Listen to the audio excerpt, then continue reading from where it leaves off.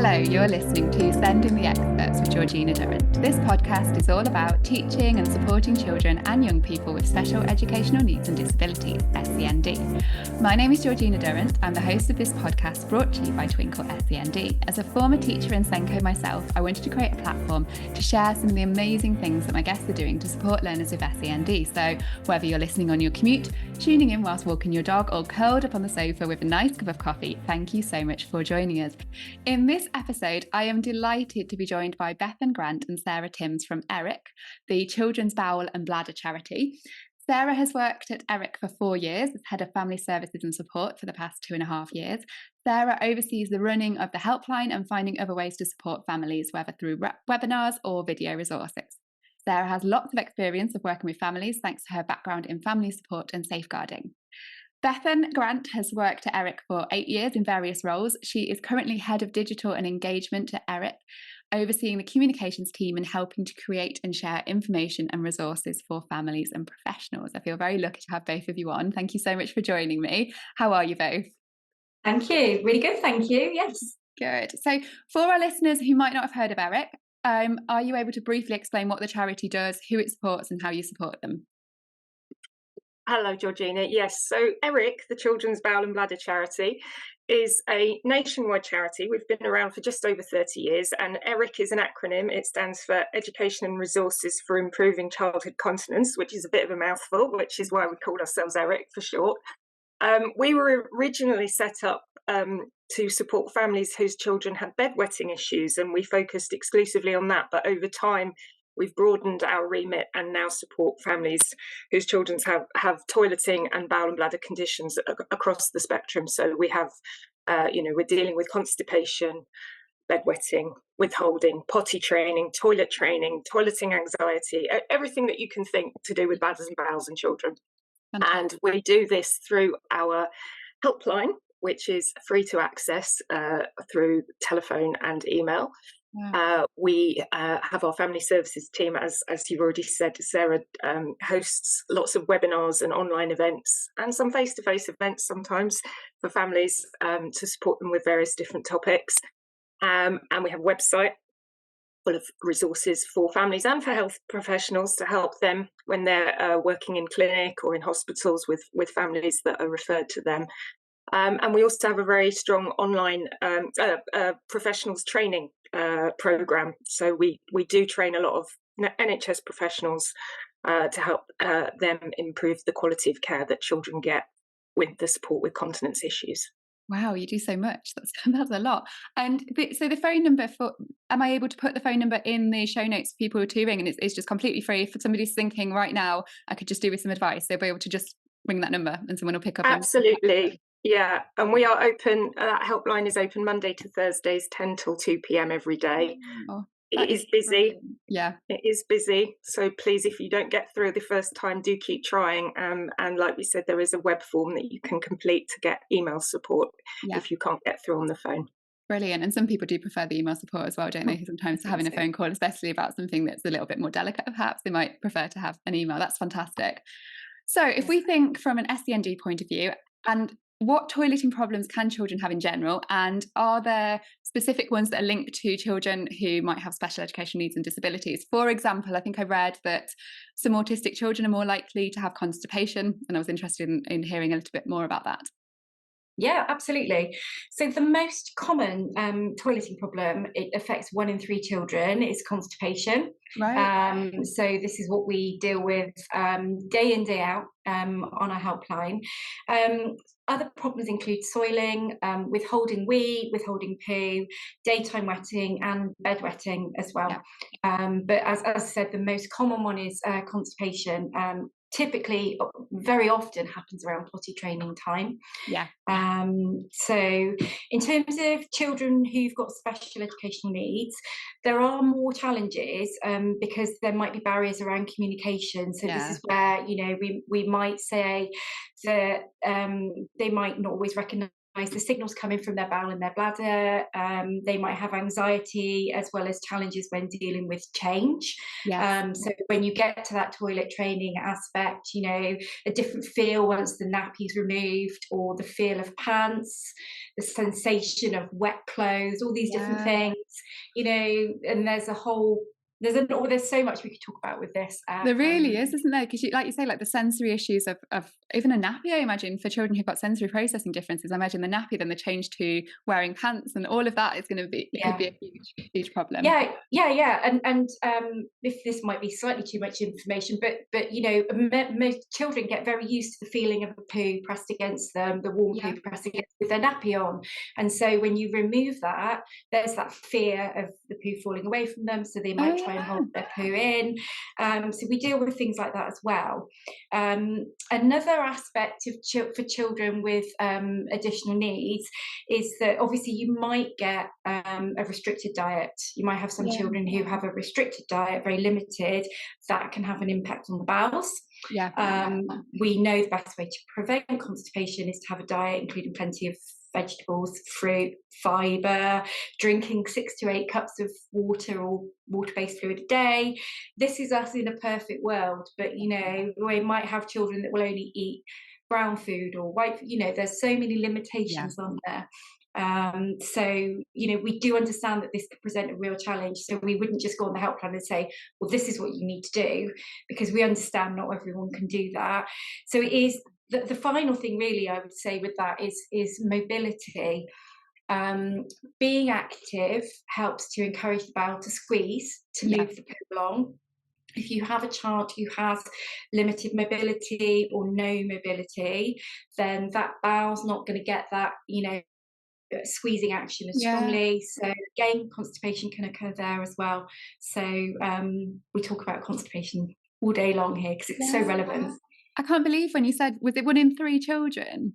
Yeah. That shocked me. I couldn't believe 1 in 3 children. Gosh, I mean, really? I think parents and teachers will be reassured when you said that bit about that you understand that some children's diet, is, you know, it's all very well and good saying you need to be eating more fruit and stuff, but that can be a challenge for a lot of families. So I think anyone who's thinking of ringing the number will be very reassured that you're not just going to say, oh yeah, just eat more fruit, because I'm sure they'll have thought of that already, and they've done a bit of Googling and realised that what needs to be done, but we'll have that barrier of restrictive eating perhaps, and thinking, well, that's not something we can do at the moment. Absolutely. And it's important to note as well that constipation can't be treated by diet. So, you know, so you know, you can help to prevent it, but in children, constipation needs to be treated with medication. So, you know, so it's not like, you know, you know, a healthy diet obviously does help to keep the bowel healthy and bladder healthy, but constipation needs treatment. I didn't know that. I've learned something already. Wow. There seems to be like 2 big issues. I know there's a lot of things we could talk about. It seems to be 2 like main themes that I wanted to cover in the podcast. The first being sort of thinking about the very youngest children in schools, and reports of more children starting school in nappies, which we know is a problem, and how teachers are able to support these. We've got less teaching assistants perhaps in classrooms, how we're managing that. And then the other one on sort of for more older children perhaps, is the reports of some schools locking toilets during lesson times, and the impact on this on children. So that's the 2 things I'd really like to cover, because I know they're topical. People have been chatting about them. And I'd quite like to make a bit of a difference as well by talking about them, because I think some of them I feel a bit quite strongly about them, as sure you do as well. So if we start with the very youngest children in reception who are we're seeing more of them starting school in nappies. There was an article on the 5th of January in The Guardian by David Bell, and it was titled, "Pandemic Babies Are Arriving at School Still Wearing Nappies. Where's the plan to help them?" It didn't actually have loads of information in the article about children wearing nappies, which was surprising. But the title was quite clickbaity and made you think, oh wow, is this an issue? Is that something you're finding? Is it true? Are there more children starting school in nappies? Like, why is this? Is it the pandemic? What's happening, and what's the plan?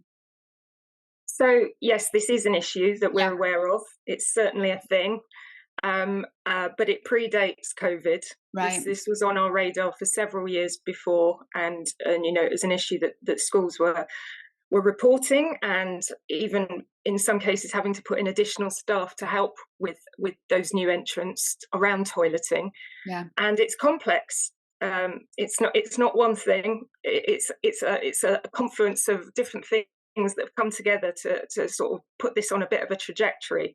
If you look at the history of toilet training, sort of 50, 60 years ago, you're seeing that most children were out of nappies by 18 months old. Oh, wow. And that figure over time has risen to around about 3.5 is now the average age that most children will be potty trained or out of nappies. And why is this? Well, like I said, there's different reasons. So one big reason is the rise of very good disposable nappies. These have become much better, much cheaper, more affordable, and they do the job better than ever before. So children are not getting the opportunity to feel wet. So they're not getting those signals to understand, oh, I don't like this. I'm gonna move on from nappies because I don't like this sensation. So when children don't get that feeling, they've got this lovely little mobile toilet strapped to them that doesn't need changing so often, and they can continue on in relative comfort, playing and what have you. So that is one. Gosh, that's surprising. I was thinking about nappies from like a parent point of view, thinking, oh, it's a convenience thing for us. Like, it's great, you know, you don't have to think about toilet training because you've got these brilliant nappies that hold everything in. You don't have to think about it. But I hadn't really thought about it from the kids' point of view. That's me being a bit naive there. But yeah, if they're not feeling that discomfort and don't feel the need to not wear a nappy because it's brilliant, then they're not going to be wanting to be toilet trained, are they? They're not going to have that That's need. right. And, you know, naturally, children often want to be independent and they want to do things on their own. But in a way, these reusable nappies have become so good that they're preventing that process from happening, I suppose, or delaying it. But other factors are contributing to this. Over time, more parents you've got more households where both parents are going out to work, and so children are spending more time in childcare settings. Yeah. Or you've got split households where children are going between two different sets of parents or grandparents, and that doesn't help because potty training is something where you need consistency and routine. Yeah.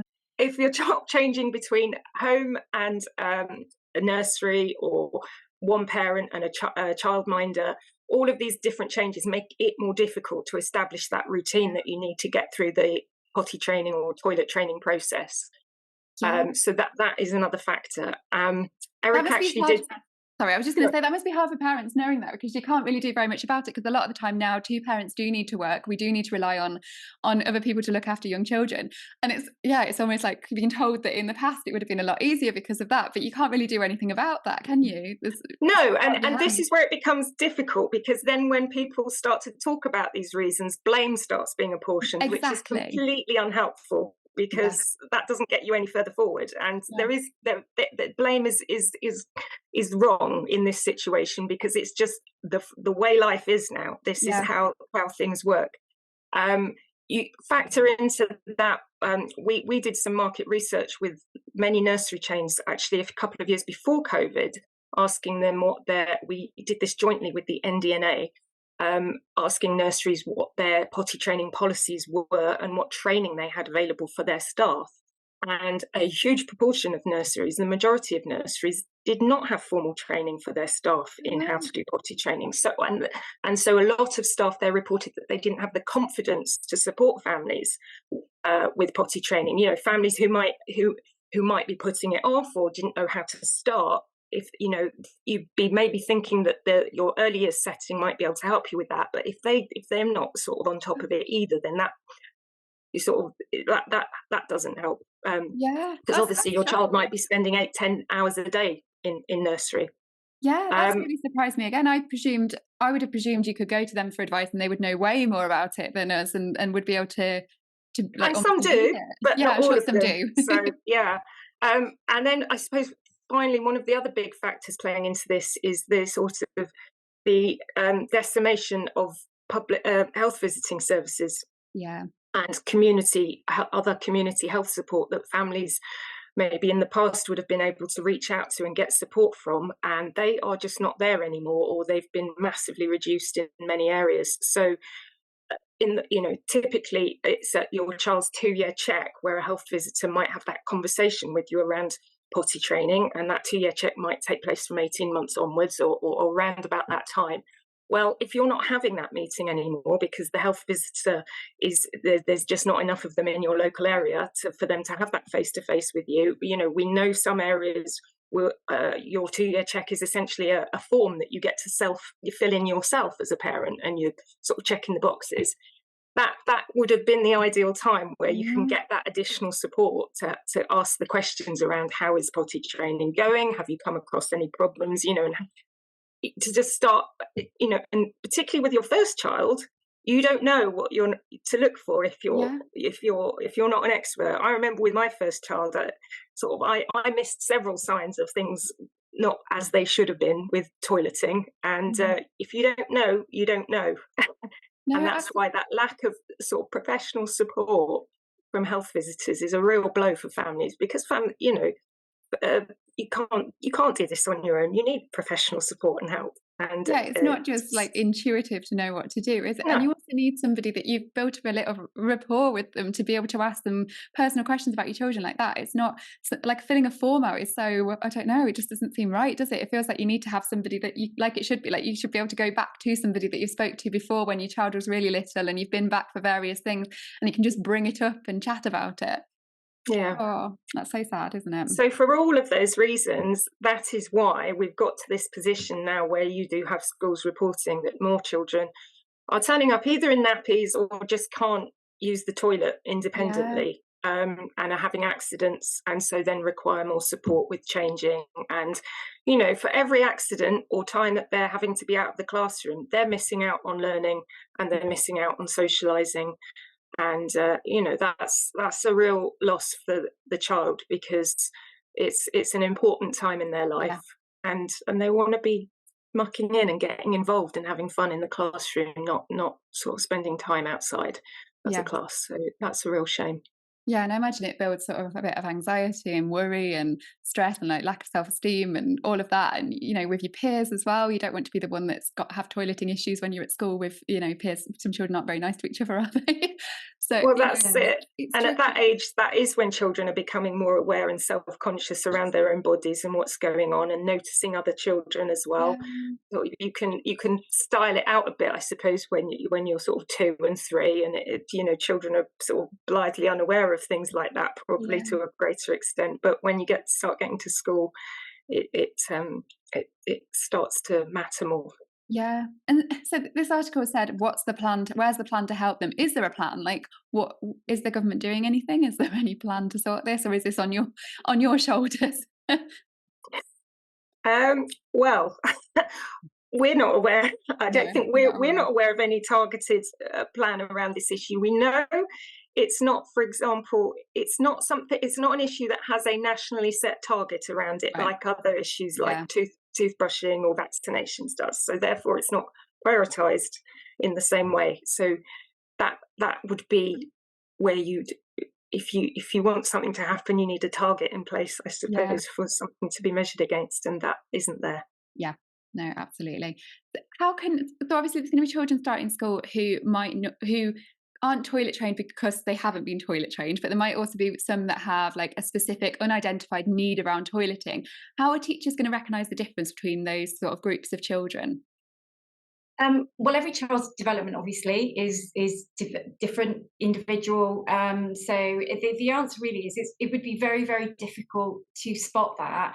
We are very much all about starting the conversations much sooner. So and we can talk about that a bit later, but working together with parents when children first offered their school place, you could be saying are any problems with toilet training, get that idea, but generally the thing that you would see as a teacher or a classroom assistant or anyone working in school is that you might see a child who's soiling. You won't know, are they, have they been toilet trained, or is there a problem? And so for us, really, because constipation can cause wee accidents, it can cause soiling, and so we go back to, again, educating families and staff around spotting the signs of constipation and having those open lines of communication with each other to be able to work together to sort of, resolve the problems.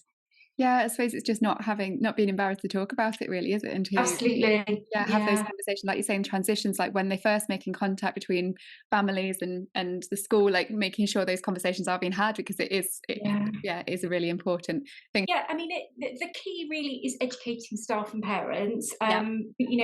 It's also going back to the constipation, because it's common in potty training, but it isn't always identified until later. So obviously we were chatting before we started this podcast about the fact that we get many calls in July and August of parents who call us saying, my child starts school in September and they're still in nappies, what do we do? Or they will only poo in their nappy, and that's a massive issue. So, we need these conversations. We need to be identifying, or at least knowing where to look for the information on constipation. A child can poo every day and be constipated still. So, so by helping teachers and parents to identify the signs, it can go a really long way towards supporting the child to become clean and dry. So we would say open dialogue, inform and educate everybody that you can. And I do think that new parents' evening, I don't know if that still happens when my children were little. Is a great opportunity to be saying to people, keep an eye on your child's bowels, healthy bladder, and also being able to say, if there are problems with toilet training, come and talk to us. And if you're a parent and you're sat in that meeting, before they start school, and there's a teacher at the front and they're being so open and honest about like bowels and bladders and just talking and saying, if your child isn't toilet trained, I imagine if you're sitting there worried about it, it'd be a huge weight lifted off a parent's shoulders, thinking, great, well, that means I can go up to that teacher and I can say to her, or him, no, my child isn't toilet trained, do you have any advice? And it sort of opens it up for you, rather than thinking, oh gosh, I'm the only one, my child's the only one, I'm all by myself in this, I need to sort it out, because otherwise it's all on me, I'm going to look like a bad parent. And that's what people feel, because shame is, that comes across in so many of the conversations we have with families, is those feelings of shame and isolation. Because whilst you might talk about toileting or nappies when the children are, tiny, preschool, it's not the sort of thing you stand at the school gates and chat about. So like you say, you do start to feel like it's just my child, everyone else is probably, they're all toilet trained and, never have any accidents. But opening that conversation up, we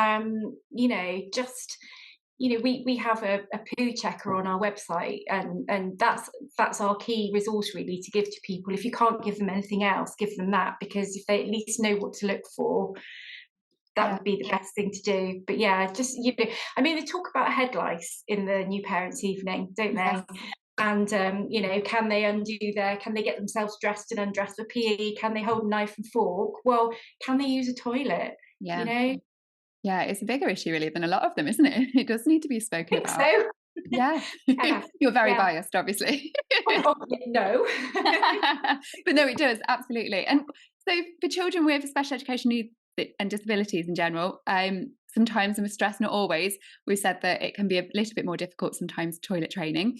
Do you have any specific advice for parents and teachers of children with special education needs when toilet training? Is there anything they can do? Well, I think first of all, it's to know that many children who have additional needs can learn to become clean and dry. I think that's one of the main things. It just takes a different approach. It might take slightly longer, but you can get there. And we've got a lot of resources on our website to help. So there's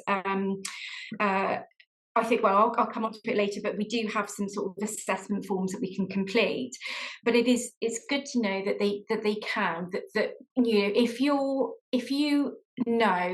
child already has some sensory needs or any kind of differences in their sensory awareness, then that might affect their toileting. So it's knowing what to look out for. And again, it's that communication between home and school, and not being afraid to say, my child's got a problem. It is so embarrassing. We're not all used to just talking about poo. It's for us in our job.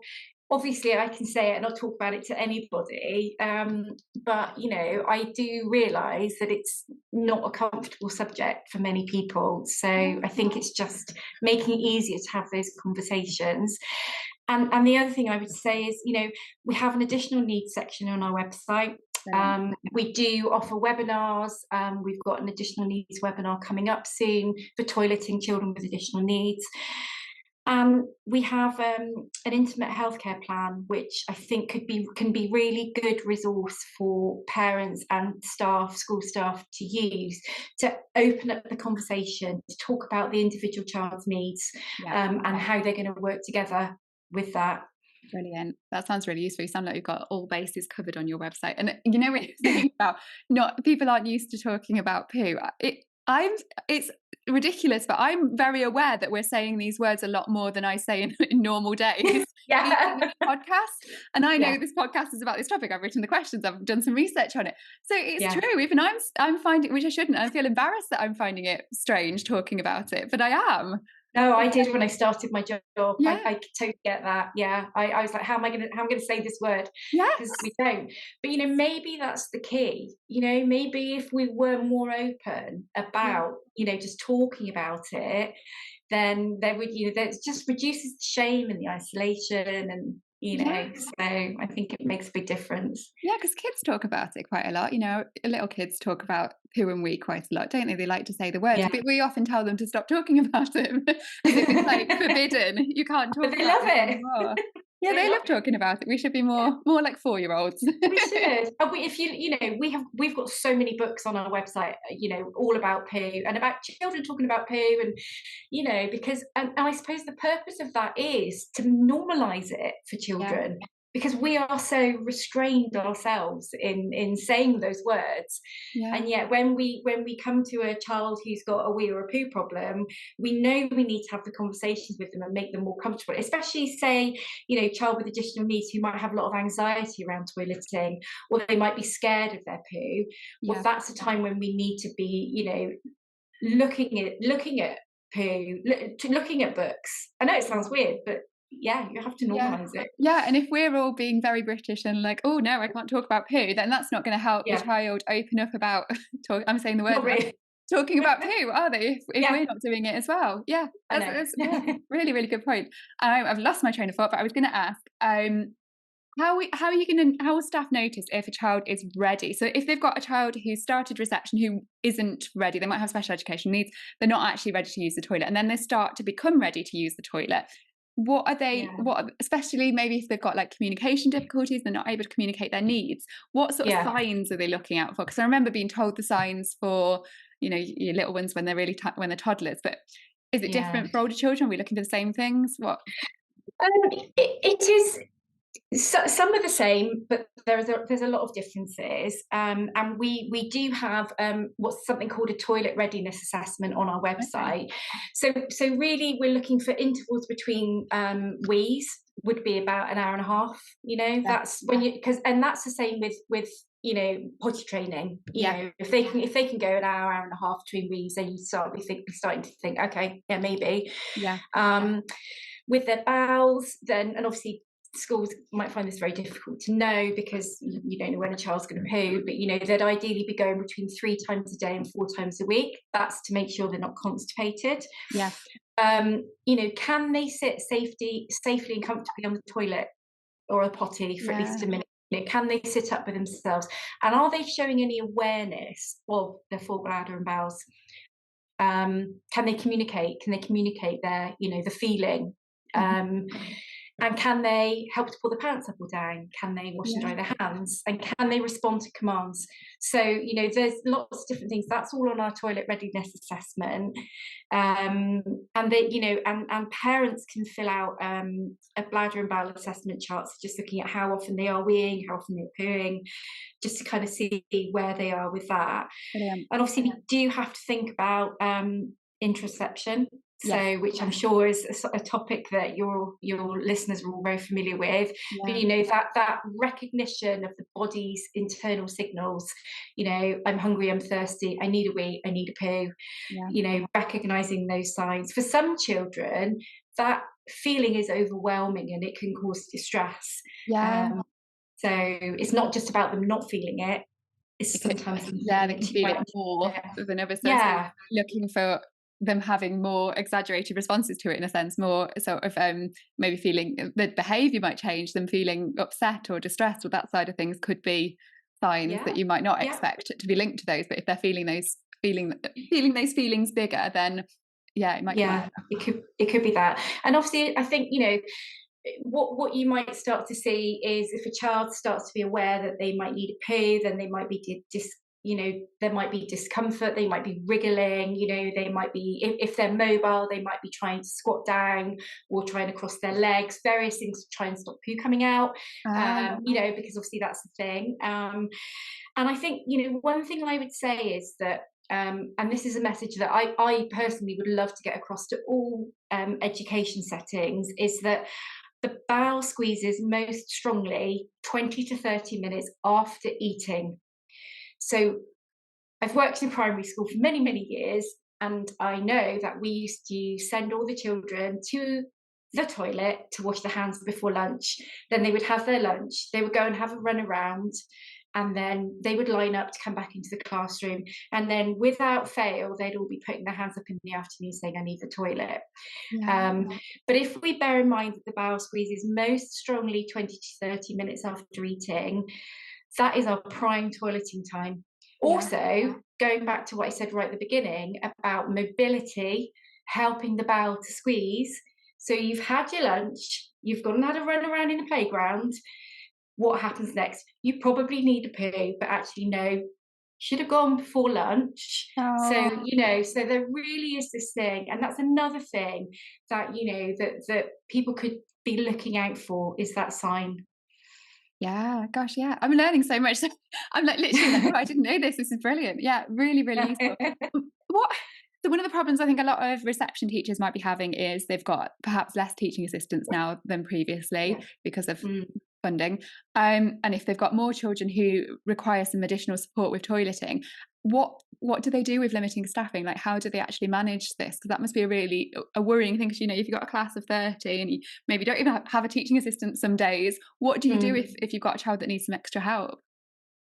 We do realise this, and we, you know, and a lot of people do talk to us about this on the helpline, and we know it's difficult, you know, for teaching staff if you don't have additional support.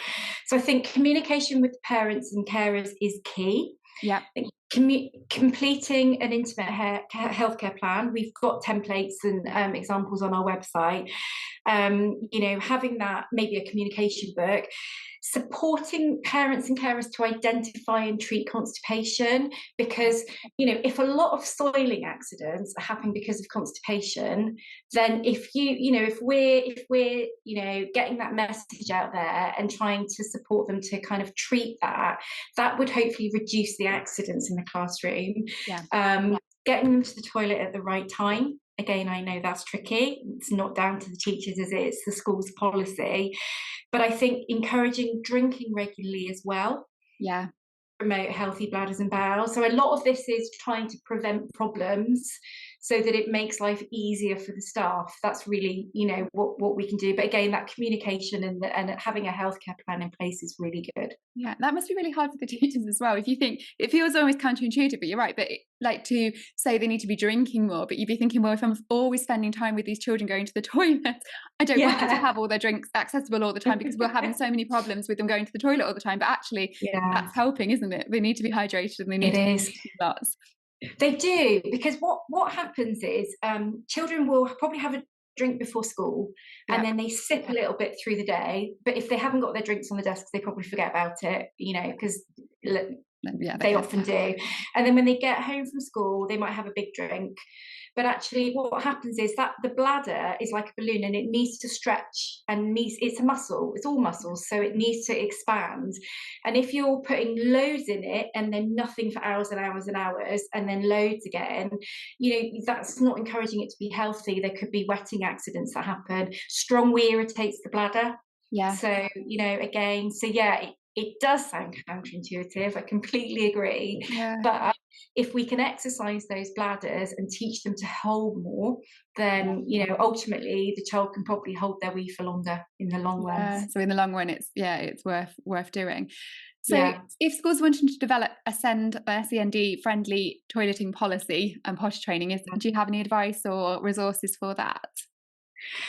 So we would recommend looking at your existing toileting policy, Mm-hmm. and just looking out, what are the expectations, what support can be offered. Yeah. The schools need to make sure that their toilets are child friendly. We would highly recommend letting parents take a tour of the toilets, showing the children, telling the children how to get to the toilet, when they can go, those kind of things, and what rules there are around them. Recognising the needs of the children that attend that school. And children need to feel able to ask to use the toilet. Some are too embarrassed to put their hand up. So there are things like having a, I need to go card, or a signal. So, a child might go and put a magnet in the corner of the whiteboard, and that's their signal that they need to go to the toilet, or a card in front of them on their table. So things like that, making it really easy for even the most embarrassed child, or one who doesn't have the means of communication, to say, I need to, to show a way to go. So it's all about that, really. And, good practice, send the children to the toilet after lunch. But we do have, as I said, a toileting children with additional needs section on our website. So I think it's, really good to look at that when looking at policies.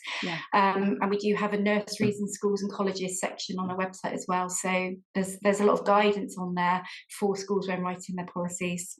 Fabulous. And that links us quite nicely to the second big issue I wanted to talk about, which I think has been all over social media recently, about toilet locking. Because there's been reports of schools locking toilets during lesson time, sometimes even breaks, which I was confused about. I don't know. I didn't really understand that bit, because I was thinking, well, when do the children go? But anyway, mainly during lesson times. Is this something you've heard about? It's not just a thing on social media that's blown out of proportion?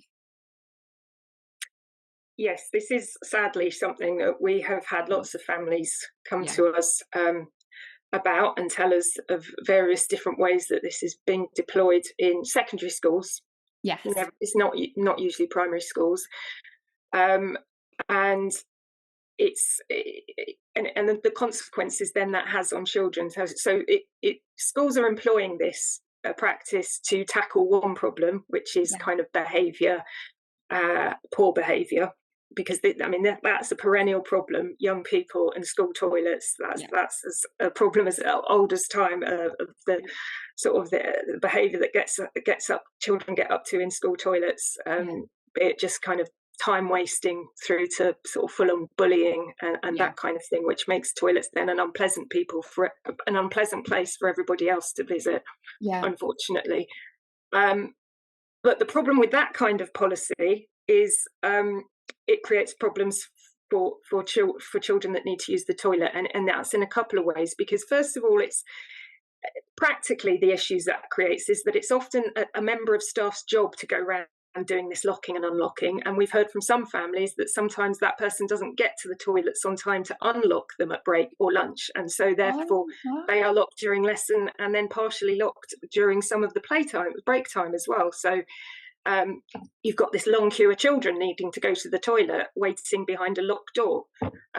So that's one problem that's sort of practically created. But bigger than that is it establishes a battleground, I suppose, between the staff and the student body, because it is almost like a barricade is being put up, a physical block is being put up between the school, the sort of the corridors and the classroom and the toilet space, and that kind of then gets you into the mindset. Well, this is a battleground, and so then it becomes a very polarized subject, and people would get very naturally kind of very upset about that. So for those two reasons, it doesn't solve the problem.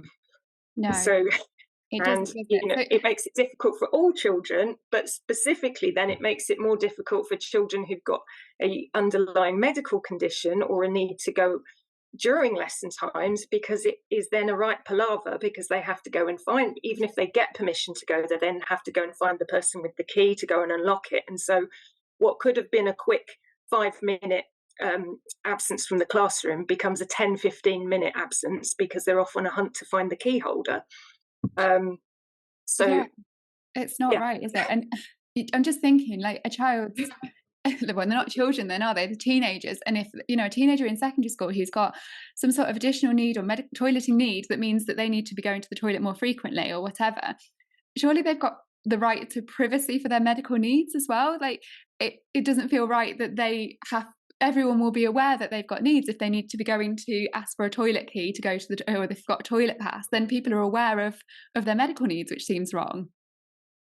Yeah, exactly that. It is a balance, of course, because teachers will know that there will be some students that want to leave the classroom more frequently than probably they need to, and so they have to apply judgment on that.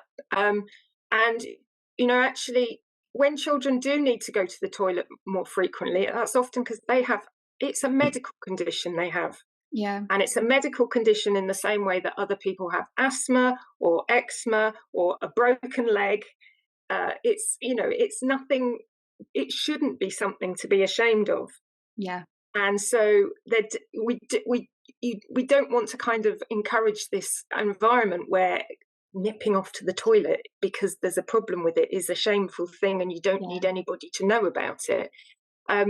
When people are students at secondary school, and if with a medical condition, with a bowel or bladder condition, they do need to be brave and make their life will be easier if they have a trusted adult at that school that they can tell and explain and talk to. And if they have a group of friends that they feel that they can share that information with, it will help them to have that conversation and to explain, look, this is what I have, this is a part of me, this is why I go to the toilet more often or need a bigger toilet to go to because maybe I have equipment that I need to use or to have changes. And those conversations will help to take the stigma out of that, and other children can be wonderfully accepting of that when people say things. But I completely understand why there is a risk around that because people can often be cruel and not understanding as well. Yeah. So I presume Eric's view of locking toilets is you're not in favour of the locking of toilet. What is your viewpoint then? Well, this topic usually comes up. It's in secondary schools where it's more of a problem. Yeah. Because I think staff in primary schools have more flexibility to and younger children, and there's more acceptance of frequent toilet visits, etc. So we're talking about secondary schools here, and denying access to toilets during lesson time. No, we don't recommend it because it creates. Yes, it's trying to solve one problem, but it creates another. So what do you do about that is the really hard nut to crack. There is no law that says schools cannot close toilets or lock them. There is very little legislation governing access to or provision of toileting facilities in schools for students. So there are very few levers to pull on to make schools do things. You know, it's on a school by school basis, and that is from one trust to another, or if it's a local authority school, it will be down to that staff and management to implement a policy. So that's where it becomes difficult to say this is what you should do because all schools are different. And annoyingly for us, you know, we hear all the bad stories, Eric, quite naturally so. We hear fewer good stories. But there must be some schools out there getting it right. Absolutely. And there are we hear from some parents of teachers that have come up with ingenious things, specific, usually with primary school children. But you know, it can be done.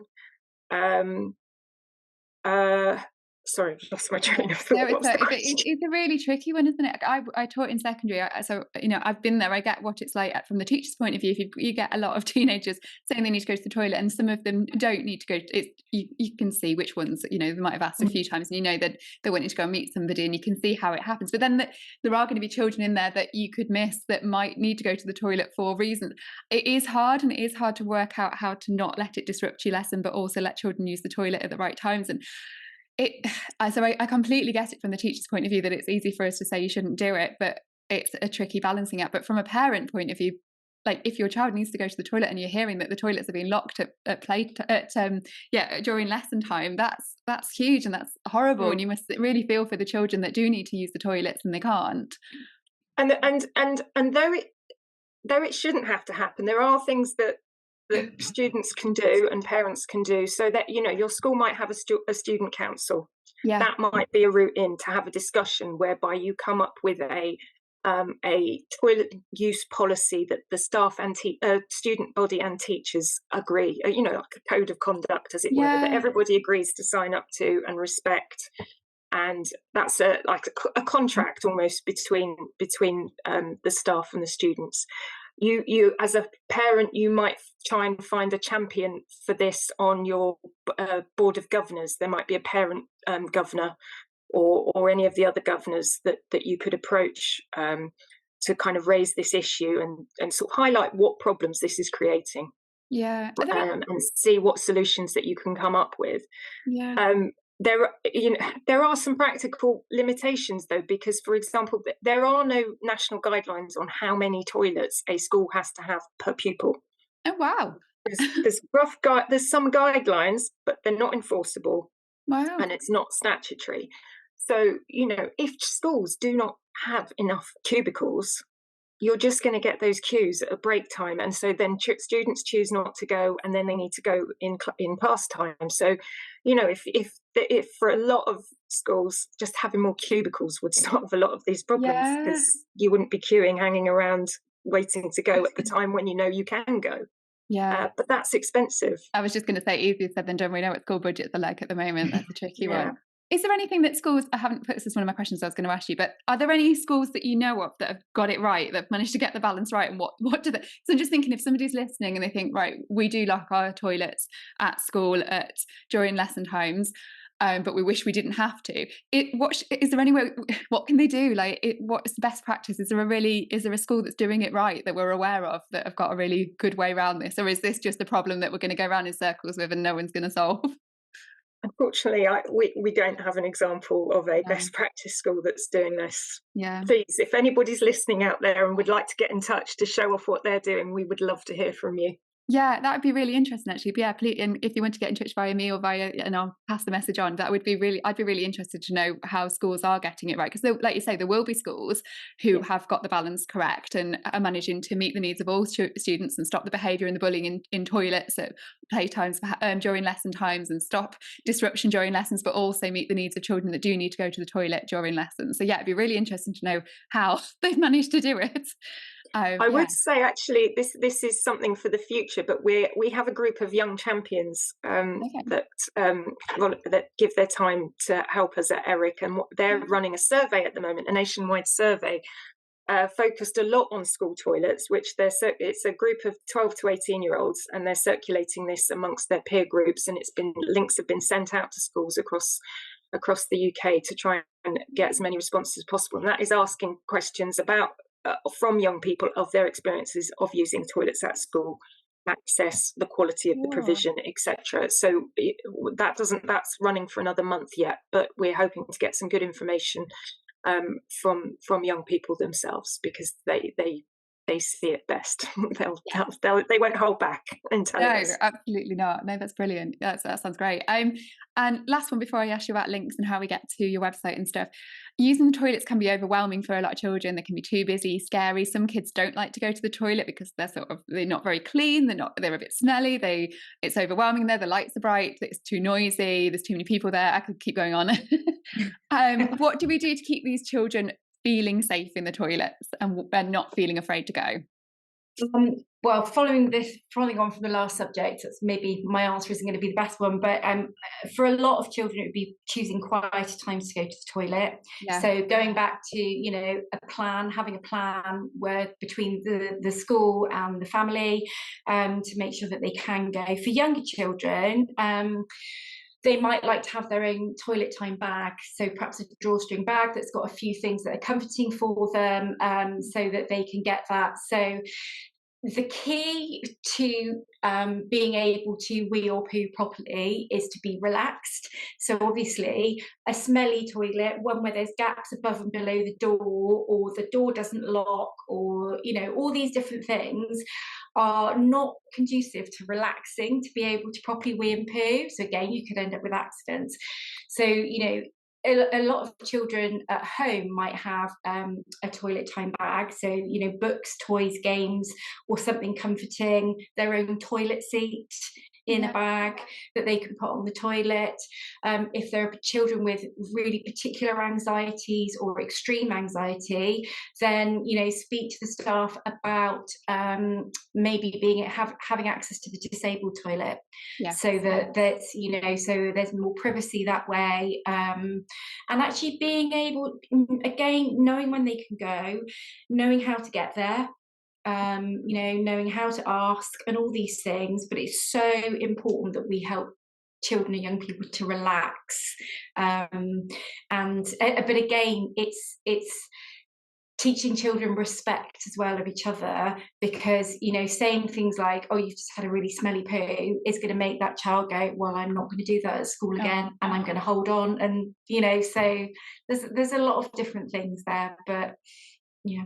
But we've got a terrific video on our website, actually, on our school toilets page, with a parent who is recounting her experience of how she worked with her child's reception and then year one teacher, to kind of ease the sort of transition, I suppose, between home and school, because what was working at home was working, but to try and take elements of what worked at home and introduce that into the classroom environment, and to kind of help create that consistency. It's chock full of tips. It's a brilliant little video. It's 10 minutes long, and it's a parent's experience of how they've worked with a very accommodating teacher, but between them they've come up with some very inventive ways to make it easier. And then when the toileting becomes easier, suddenly other things become easier too. The stresses start to drop away, so it solves more problems than just the toileting, if you see what I mean. Absolutely, and probably more problems than people realise as well. Brilliant. So links, we've spoken about quite a few. I will put links in the show notes below. So if you're listening to the podcast on your app, on your phone, or on the computer, if you scroll down, you'll be able to see some of these links that we're going to put on there. And if you're watching on YouTube, they'll be just down here, will be the links. What links am I putting on there then? Presumably you want the one to your website? So there's the website, the helpline. Brilliant. I'll put the number for the helpline, put the website on there, and that would be absolutely brilliant. I think a link to the individual healthcare plan template would be a great one. This is the template where parents, families and school staff can work together to identify what issues are and agree support mechanisms that can happen at the school, and that may or may not be done along with a school nurse if there is one as well. So that's a useful one to look out for. Oh, thank you both so much. I've learned loads. I feel, when you've learned loads of information, your head feels a bit mine feels like that. So thank you so much. It's been really, really helpful. It's been good to talk about a taboo subject that shouldn't be taboo at all. I've never said the word poo so many times in an hour. But I really hope this is helpful, and I feel like we've covered some really important issues. So thank you so much for your time. Thank you. You're very welcome.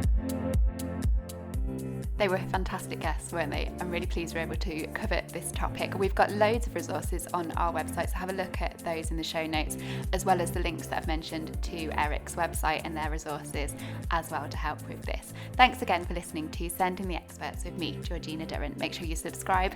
Thank you.